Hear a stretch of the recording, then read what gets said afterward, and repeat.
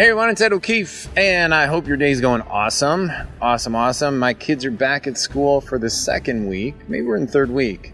The whirlwind has begun. Today's interview is with James Van Elswyk. James is a really cool dude, interesting guy, and he's a really smart media buyer, affiliate, traffic buyer. So you're like, Ed, I don't even understand what the hell traffic is. Well, this is a little bit of an advanced topic today because I brought James on and we talked about optimizing and scaling advertising campaigns specifically for e-commerce businesses. This applies, by the way, to like personal brands. As you know, I'm growing my personal brand. So all this stuff is completely relevant, whether you're trying to fill seats for an event, whatever it might be. But if you're like, dude, I don't have any interest in traffic or whatever the hell you're talking about, then this is definitely one you could just skip, join the next one, and I'll save you a good 25 minutes. But if you are looking for the best media buying tactics in the world from people who actually are doing it, stay tuned because James will deliver some massive nuggets. He is a speaker at my upcoming Traffic Mastery Live event, an event where I bring the world-class experts in buying traffic for driving customers from Facebook, Instagram, YouTube, bot mastery, and so much more, influencer marketing. And I bring them primarily together for my health, fitness, and nutrition, personal brands, experts, and e-commerce companies, food, supplements, superfoods, proteins, etc. You name it, we can grow it profitably and in a fun way. So enjoy this. This is a good interview, and James is a cool dude. And you can check us out at trafficmasterylive.com. As I said in my last podcast, for some of you who've been following me, I have a new book coming out, which I'll be talking about more over the next couple months. And so stay tuned on that. Number 2 is No Foods, KNOWfoods.com has come out with a brand new cookie. More flavors, more colors, more taste. It's a gluten-free, grain-free, dairy-free, low-carb, keto-friendly, paleo-friendly cookie that tastes great, gets you good quality nutrition, and can be used as a snack or as even a meal replacement. So check them out at nofoods.com. That's KNOWfoods.com. Also, for those of you who, these are, by the way, not sponsors, these are just friends of mine, Dr. Ian Stern, D-R-I-A-N-S-T-E-R-N, Dr. Ian Stern, co-founded by Rome Za, one of my clients, and they're doing great stuff. They got an amazing product called Relax. That's R-E-L-A-X.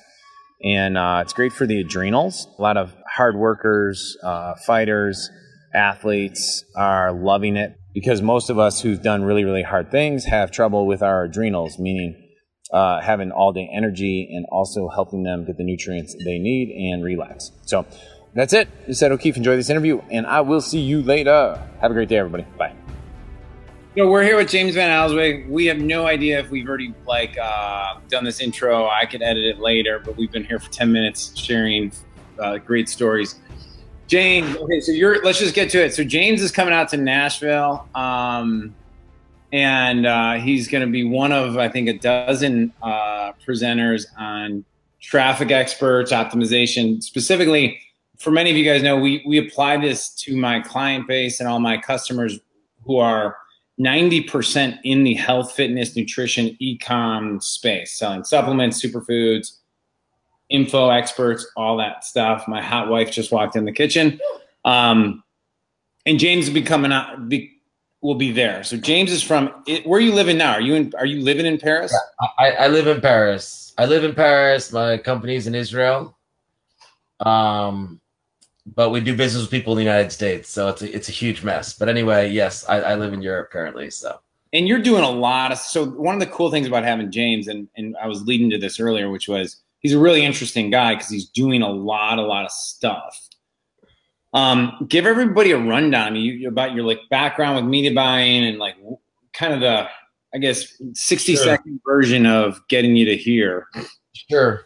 My background has always been in sales, whether it's on the phone or if it's been lead generation. I owned real big call centers, which I eventually produced my own sales leads for, which is how I kind of got in the game. Television, radio, direct mail, Google. And then about 5 years ago, I went deeper into Facebook. Really hit the ball out of the park on some campaigns there. And then I got into other forms of media buying, built a media buying team. and kind of grew that thing out to the point where, you know, we run as an affiliate, we have our own offers. We'll run arbitrage, we'll run e-commerce, we'll run lead gen, we run on all the different traffic sources. We just kind of do it all. I've got a full creative agency of, I guess we're up to like 11 people now. Wow. That just do video editing and pictures and After Effects. So we're just really, I guess I've just kind of built an operation that's just everything you need to media buy are like my tools. Yeah. And now I'm just kind of plugging offers and things and kind of pushing them into that and getting them executed. And one of the things that you guys do, actually, let's talk, because I know you guys provide services for creative development, correct, right now? So before we talk about like what you guys provide, let's just take a step back, because one of the things I promised people for tuning in was that you would share. I think one of the things that you shared in one of your presentations that helped us dramatically was how to revive past campaigns that were making you money by just keeping the same ad but changing the creatives. Like, you're pretty obsessed about creatives. So can you give everybody like and creatives is kind of overlooked as a and it's such a mistake. Creatives. So I bought traffic on Facebook, and we'll use Facebook for the example here because what most people are using for like 5 years now. Okay. And as the platform has developed, I was there like when there was just a pixel. Like, I started when there became a news feed. You know, that's how long it's been. And every single year, the prices to buy traffic have gone up, and the different features and functions and tools they have been added, and they continue to improve. And what's happened now is Facebook has gotten to the point that it's so advanced, the adjustments that you make with your bidding and your budget and these little data things, they don't really affect the big numbers anymore. They're not going to like vastly decrease costs like a better creative is. Content is truly king, especially with the focus on user experience. So it's like, I mean, very simply, if you continue to test creatives, and right now it's costing you $1 a click, you know, instead of trying to fix something else on the other side, I just start split testing images, because it's so much easier to get a big increase in margin with a badass image. And it's just a matter of being patient and doing it cheaply. I test the thumbnails of images on $5. I test images and videos on my next step at like $10. So it's not expensive, but it's something that will always get the cost down. And the other thing is, if you have campaigns that are running for a while, so like basically you did a good job, your niche works, you got a campaign that's been alive for 3-4 weeks, it starts to burn out. I noticed for me, the difference has always been if I already have better images ready, that as soon as I see one start to burn out, I get another great one in. Whereas before I systemized creatives, it'd be like I'd have a badass image, and then by the time it was all the way burnt out, I started working to get a new image. And that just adds up over the year when you're running consistently. You know, I try to have a bunch of backstock ready. Right. Like, let's say that's a 24 to 72 hour like lag time, like throughput time. Multiply it's more, dude. Yeah. No one starts testing till it's like 3 days away. And then they test and they don't find a winner, and they're like, what do I do now? I think people really burn 7 days, 10 days on shitty images. Yeah. And then one of the things that we saw, even like when, like, so I kind of want to, we can go down that rabbit trail, but like one other thing too that you do that's really unique and interesting is you test, when you're testing creatives, you'll separate it into different ad sets. Am I saying that correctly? Yes. It's, okay, so it depends, because Facebook is changing a lot. I got 2 ways of doing it recently. I mean, I go back and forth on them depending on the situation. But I'll either do one creative per ad set, and the ad set has the same targeting. And recently, I've been putting multiple ads in the same ad set, but I put each image in twice, so that if Facebook makes a wrong decision on the distribution of the, to one of the images, because sometimes they choose wrong, their decision making on an image is at like 500 impressions, I believe. And sometimes they just choose wrong. So I put every image or video in 2 times so that I can have like a double positive or a double negative on everything. And what was interesting about that was like we were running, I looked in our campaigns recently and I was like, hey, one of these images is getting 40% of our budget. And since we're running an event, it's extremely important to me. Like I know my customer better than anyone else. And the image that was being shown is not our demographic. But like Facebook liked the image, it was getting the best, probably the click-through rate, like it was good for them.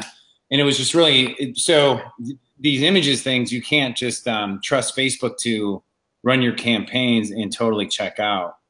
Totally. This same thing happened at my event. Also event.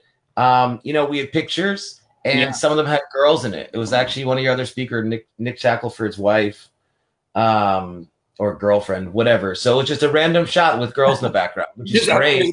You just upgraded Nick's. He's probably watching this going like, dude, she loves me for that. It's been like high school sweetheart. Like he needs to get it done anyway. Not a bad thing. 7 years or something.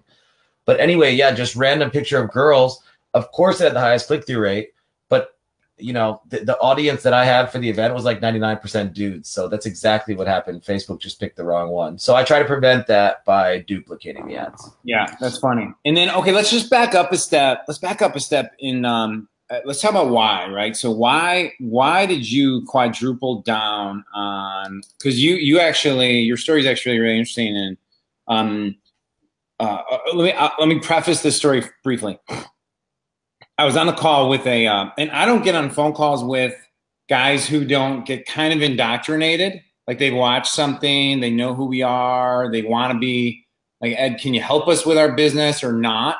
But I don't get on phone calls just for random guys who have a business. But I took a phone call because it was my buddy's friend who was running a startup e-com business. And he's the CEO. And they've been trying to grow their fitness gear business for 4 years. Which for me is like the word trying to grow for 4 years is just what you obviously aren't learning what we're talking about here. And he said to me, well, you know, I might I'm hiring some people from this famous agency and maybe eventually I'll send them to your event. And I was like, bro, cool, man. Appreciate you. How quickly can I get off the phone call? Because at that moment, I knew he didn't get the most important part of the business, which is what we are talking about right now. So why did you your life, you were in the call lead gen business prior, right? And call center business. Give everybody the kind of, you don't have to go totally in depth on the story. You can go as deep as you want or not, but like, why do you believe media buying and building your life around offers and an agency that services media buyers is such a vital, is like everything for e-com businesses, health businesses, traffic businesses? There's so many reasons. It's hard to even know where to begin, honestly. I feel that as an advertiser, you know, with what we do, we have the ability to change companies, make or break, help grow companies. Like we have so much value. If you know how to advertise something to the point of sale, you have the ability to kind of wave the magic wand on a company. And you don't need, like in my situation, in a call center, to bring in $1 million, you need a lot of people on the phone.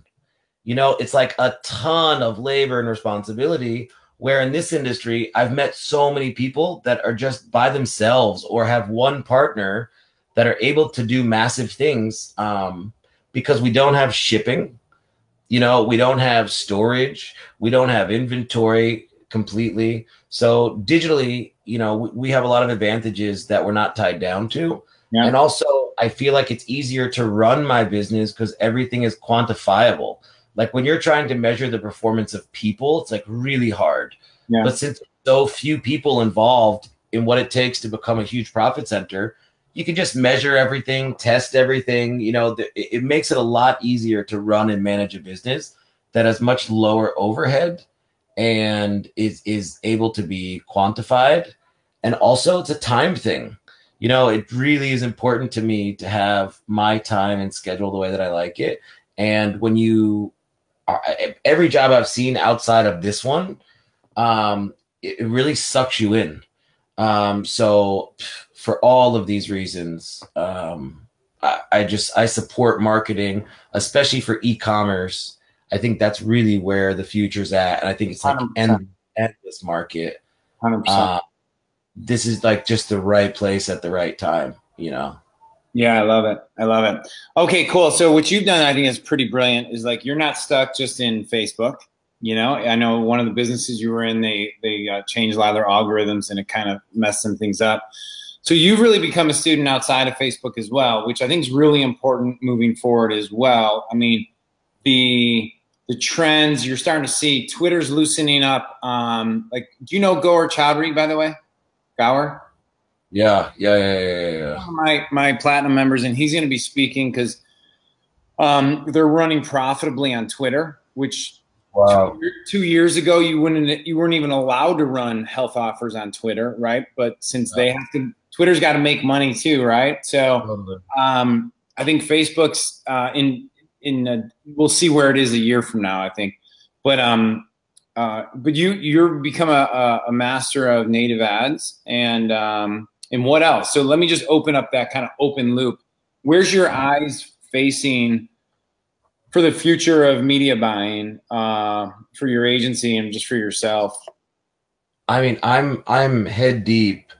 I'm not as much on Facebook. I'm not nearly as much on Facebook as I was, because lead generation at the end of the day, it's like, you know, basically data collection, or lead aggregation. It's all bad news after Cambridge Analytica to Facebook. So they really, you know, put a squeeze on my business.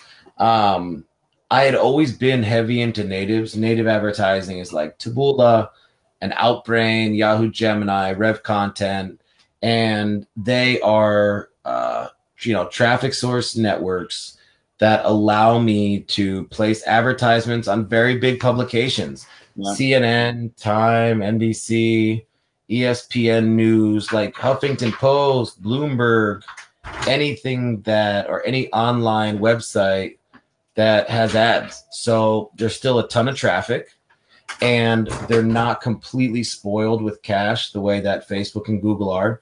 So they're a lot better with compliance. And one other thing I like about them very much is they're not based on an algorithm. You know, it's a very manual bidding platform, so you don't have all these issues that you have with Facebook. So now you got people that want your money with a platform that's easier to use because it doesn't have a lot of things to learn because it's manual. And you get tons of traffic at really cheap prices. It's something that I've always made my media buyers learn first, because you learn like the rudimentary steps of media buying, because Facebook is like so advanced on its own. They don't even get to learn the basics. And now I'm pretty glad for it. You know, as soon as Facebook started to mess up, I started to play with it more and more again. And I had always had a certain percentage of our budget put there, you know, to be ready for bad days. So we're not fully dependent on Facebook. But now that I've dug back into it, they've updated a lot of features for e-commerce now. The reporting, the tracking has been updated to meet that, you know, market demand. So I've started to really dig into it and see some success. Yeah, especially on Taboola for e-commerce products. And you know, like from what I understand, they've been a little bit behind as far as tracking and some of the optimization, correct?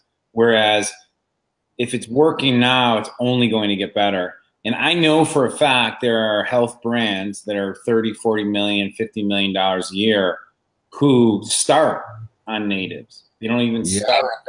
Dr. Gundry, that offers like one of the biggest health VSLs in history, and they crack all their stuff on natives first. Yeah, exactly. Awesome. Cool, man. So you're going to be joining us in Nashville. I had one more big question I want to ask you. Tell me about the agency, man. Like, what are you guys? What's working? What kind of companies you working with? I mean, one of the biggest questions I get. Sorry to interrupt you. I think the future for agencies is definitely like a lot of my clients, they're learning about traffic, they're learning about optimization. And for me, like personally, like everybody knows I'm a dad of 7 kids. Right now I'm working in my kitchen. I got another interview in a couple hours with our man, Tommy Powers, YouTube master. I just killed a workout for 343, which is in honor of all the first responders. I like life the way I like it, right? Like this is freedom. So for me, what's working the best right now is I spent 6 hours in my Facebook ads campaign 2 days ago, reviewing all the creatives, all the stats, and then had a 90-minute session with my chief project manager, media buyer, who has his team. And within, I was about to swear, within like 3 days, all the changes that I was recommending, they were already working on, but they were like, it's all coming. But I don't have, like, I think this is a misconception that people completely miss. And they hear like, oh, is that about generating traffic? Well, I'm not a media buyer, so they don't engage. And, or is that about optimization? Well, I'm like for an e-commerce store. Oh, well, I'm a traffic guy. No. Like you don't understand. Like a copywriter has to know what's happening at the first intent click and all the way through a process. And a media buyer has to know what's happening when he creates those creatives and that ad and that targeting and builds those audiences. What is our outcome over here? So what we're trying to do with Traffic Mastery is we're trying to bring the world's best traffic optimization people, stick them in a room, and then bring in the best health, fitness, nutrition entrepreneurs and create this integration. And what happens a lot, James, I know I'm kind of rambling with my question, but I think you're going to get it. Is a lot of the questions that come up is like, all right, Ed, this is awesome. Now, who can I work with?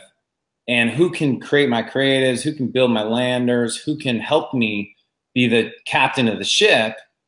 Not trying to be like a pixel placer and whatever. So people already know how to do it. So with that, I'm segueing a little bit. Like what are you doing now with the agency? What services do you provide? Because I want to support you as well. Yeah. So what we've been doing with the creative agency has been, a number of different things, but I think the thing that's probably most relevant or hit home the best is traditionally there was everything is created based out of some type of pain or problem that you have. And I was always in a situation where I would buy videos from people and they would like not work, kind of work, and then I would just have to like order new ones. But what I really wanted was to make one and then see how it 3 or 4 more versions. And eventually I wanted to, for my media buyers, build them a Ferrari to drive in, and what I mean by that is the creatives ready for them every Monday to get tested, the website shiny and fast, new videos, new headlines, and they would just plug them in and their job would be the data. So we put together a system where our creative team sends out the materials on a certain day. Our clients now go and test their materials. We'll even test them in our in-house, So we make the creatives, we send them, you test them, you give us back the results, and then we work on, okay, do you need to hire CTR? All right, let's make a couple new versions and then test them again. Do you need a lower cost per lead? Okay, let me get the copywriter to work on the copy. So we've been doing things more on a, I don't want to say performance because we're still getting paid by the month or whatever the billing model is, but we're really like working together as a team. Like, I don't care if it takes 5 images or 100 images to get you a winner because you don't give a shit either. You just need a hot image. Right. And it's really been the focus and people have loved that. So, we've got some monster e-com stores that mail us their products and then we make the product videos. Really? In-house models and all this type of stuff. And then we'll make those into all different sorts of cool versions, whether it be explainer video or hands playing with products or people consuming or lifestyle, whatever. And then we also take videos that people already have, footage they already have, and turn them into cool things. And we've been doing a lot of this business now, as well as just, you know, some other fun branding stuff. We've been fortunate to have some good clients recently that were looking for some playful things. They wanted us to make some stuff to go viral. Yeah. And we've been working on these as well. And then finally, you know, by the way, I gotta ask, how's that going? It's pretty awesome. The viral stuff, because it's gotta be fun. Like, because like even like the Purple Mattress Labs and all, or Purple Mattress and those guys, those agencies charge like $250,000, don't they, to even touch your stuff? Yeah, I can tell you I'm absolutely underpriced. I know I am already. Like, because I was thinking like, man, if I use some of these techniques on my own campaigns, the ROI would be so much higher. But whatever, it's a separate business. I'm enjoying it and it's fun. And when you can get something that works on the viral side, it has like a huge ROI and it's playful and you get a chance to like be creative and do something that potentially could be like really, really cool.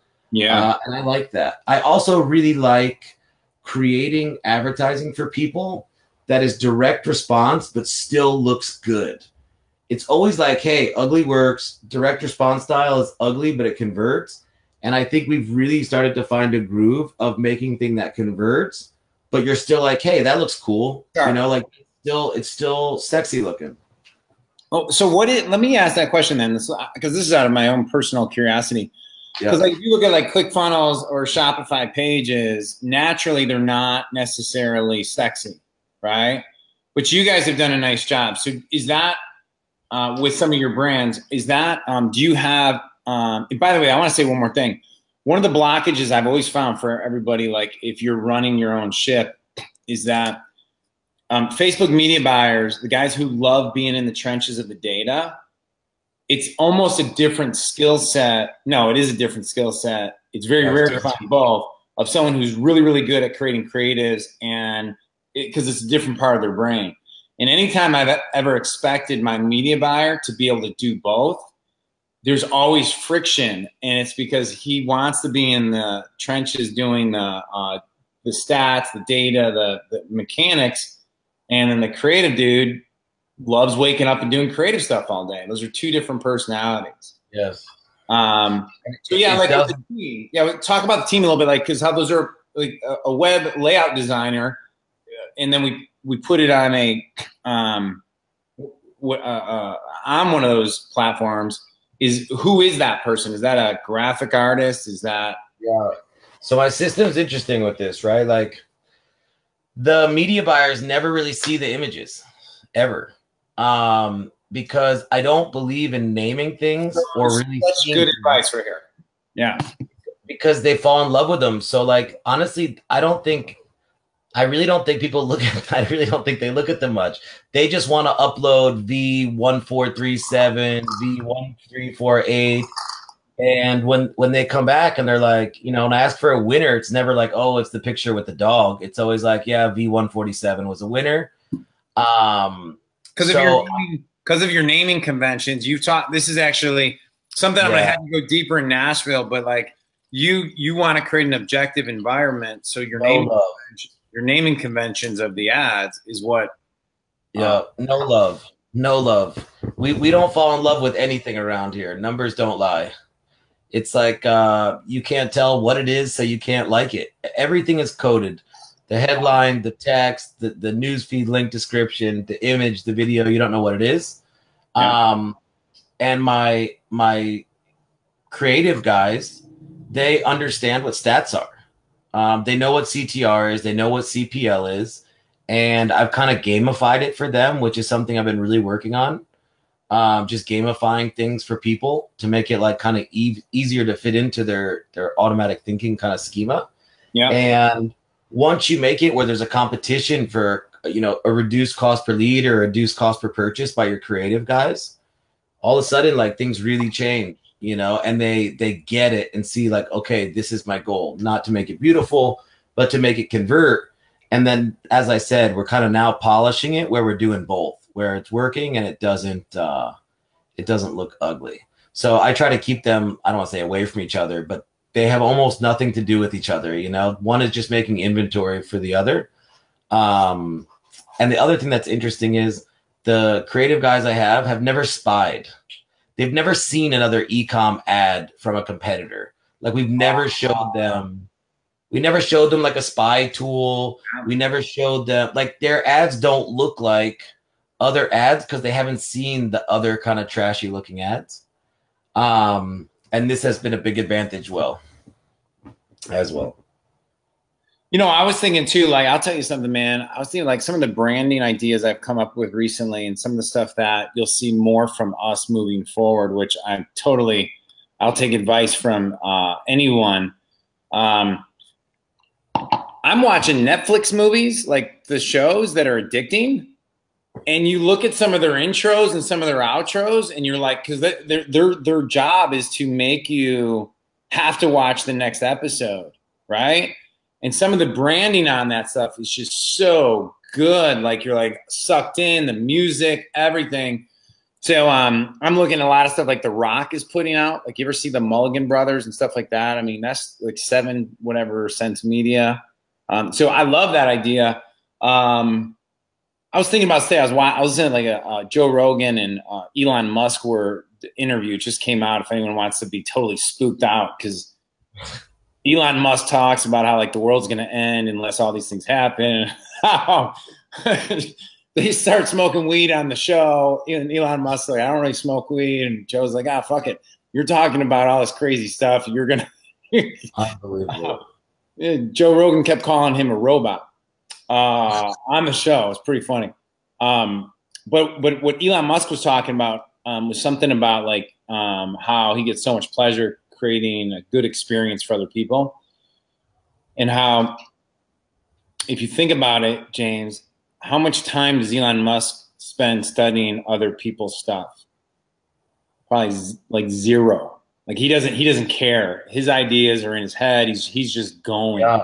You know.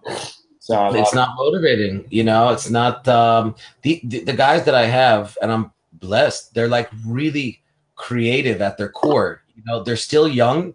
Their minds are still like fresh digitally and artistically, and they just think of things that, you know, are what can I say, creative. They're not influenced. I give them more of the idea or the concepts. If it's a lead generation campaign, I let people listen to like the recordings of the sales calls, so they can like hear and understand what it is, you know, feedback, surveys, so that the actual graphic guys like get it. Who's going to be looking at this? Who's going to be buying it? You know? Yeah, I love it. I love it. Cool. Well, hey man, I appreciate you. I look forward to having you come out to Nashville. I can't wait. Do you want to slap a huge hug on you? Yeah, I know, man. I know. A couple things. Where could people find more about you and your company? Sure. You can go to Purple Knowledge Lab. I would go to Purple Knowledge Lab group on Facebook. Yeah. It's a wonderful, about 7,000 person group of people that are all trying together to make money advertising without ego. We've got like the strictest code of conduct for how nice people need to be. And I'll also put a link in this chat for my group or for my website, purpleknowledgelab.com. And you can check all my stuff out there. Just add me on Facebook, you know, James Van Elswyk. Yeah, and one more thing I want to talk about too is like one of the things I love about like what James is doing with his events and stuff they do is I when people ask me, Ed, who are you studying? I love studying performance-based marketers who've made their living outside of necessarily e-com, because they are fighting for squeezing the juice out of every single click, and they're like some of the best marketers in the world. And so I've met a great group of people through James, and I appreciate it, and can't wait to see you in Nashville. And just let me do a quick pitch, everybody. So in Nashville, we are going to be doing we got Josh Elizeche. Josh is probably, I just did a Facebook live with him a couple days ago. If you haven't seen him, James has interviewed him, had him at his event. What's your 2 cents about Josh Elizeche? I mean, Dude, like I met him and like 10 days later or 7 days later, flew to meet him to see if it was real and asked him to mentor me. And he's like 17 years younger than I am. I know. I've never met someone who is so woke and aware and self-aware on a personal level, on a business level.